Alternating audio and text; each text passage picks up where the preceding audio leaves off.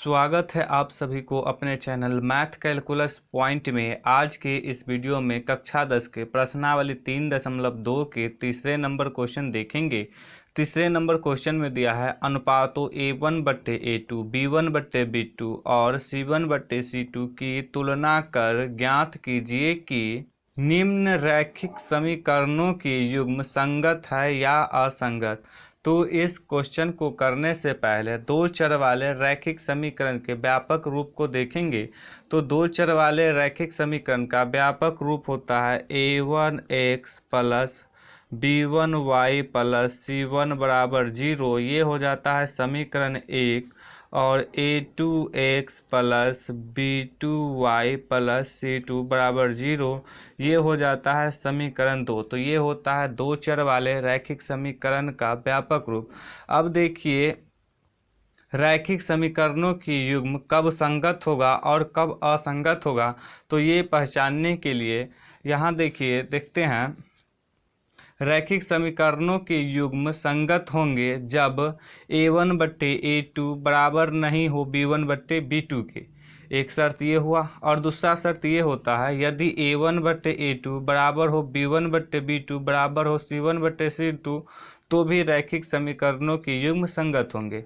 और कब रैखिक समीकरणों के युग्म असंगत होगा, तो यहाँ देखिए रैखिक समीकरणों के युग्म असंगत होंगे जब a1/A2 बराबर हो b1/B2 परंतु b1/B2 बराबर नहीं हो c1/C2 के। तो रैखिक समीकरणों के युग्म असंगत होंगे। अब क्वेश्चन को देखते हैं। तीसरा के पहले नंबर क्वेश्चन में दिया है 3x प्लस 2y बराबर 5, 2x माइनस 3y बराबर 7।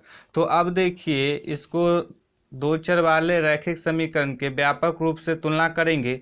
तो यहाँ देखिए ये अभी दो चर वाले रैखिक समीकरण के रूप का नहीं है। तो इसमें 5 को बराबर के इस तरफ से इस तरफ लाएंगे तो 5 इधर प्लस में इधर आके हो जाएगा माइनस में, और 7 को भी बराबर के इस तरफ से इस तरफ लाएंगे तो 7 इधर प्लस में इधर जाके हो जाएगा माइनस में। तो अब लिख देंगे। अब देखिए इसको समीकरण 1 कह दिया और इसको समीकरण 2। अब दो चर वाले रैखिक समीकरण के व्यापक रूप से तुलना करेंगे और a1 a2 b1 b2 c1 c2 का मान लिखेंगे। तो इसका मान लिखने के लिए यहाँ देखिए समीकरण 1 का तुलना करेंगे a1x plus b1y plus c1 से। तो आइए अब तुलना करते हैं। तो समीकरण 1 में x का गुणांक है a1 और इसमें समीकरण 1 में x का गुणांक है 3। तो a1 का मान हो जाएगा 3। तो अब यहाँ पर लिख देंगे, यहाँ a1 बराबर हो जाएगा 3 और समीकरण 1 में y का गुणांक है b1 और इसमें y का गुणांक है 2। तो b1 का मान हो जाएगा 2। तो अब यहाँ पर लिख देंगे b1 बराबर 2। अब देखिए समीकरण 1 में अचर पद है c1 और इसमें -5।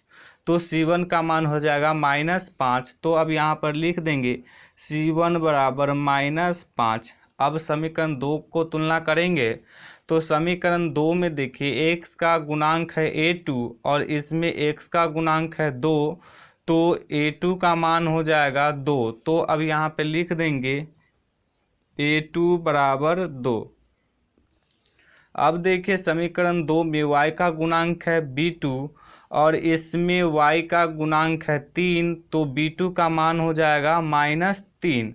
तो यहाँ पर लिख देंगे b2 बराबर -3। अब देखिए समीकरण 2 में अचर पद है c2 और इसमें है -7। तो c2 का मान हो जाएगा -7। अब यहाँ पे लिख देंगे c2 बराबर -7। अब a1/A2 का मान निकालेंगे। तो a1 का मान है 3 और a2 का मान है 2। तो a1 के जगह पे लिख देंगे 3 और a2 के जगह पे लिख देंगे 2। तो a1/A2 का मान निकल गया। अब b1/B2 का मान निकालेंगे। तो यहाँ पर लिखेंगे b1/B2 बराबर b1 का मान है 2। तो b1 के जगह पर लिख देंगे 2 और b2 का मान है -3। तो b2 के जगह पर लिख देंगे -3। तो ये हो गया b1/B2 का मान।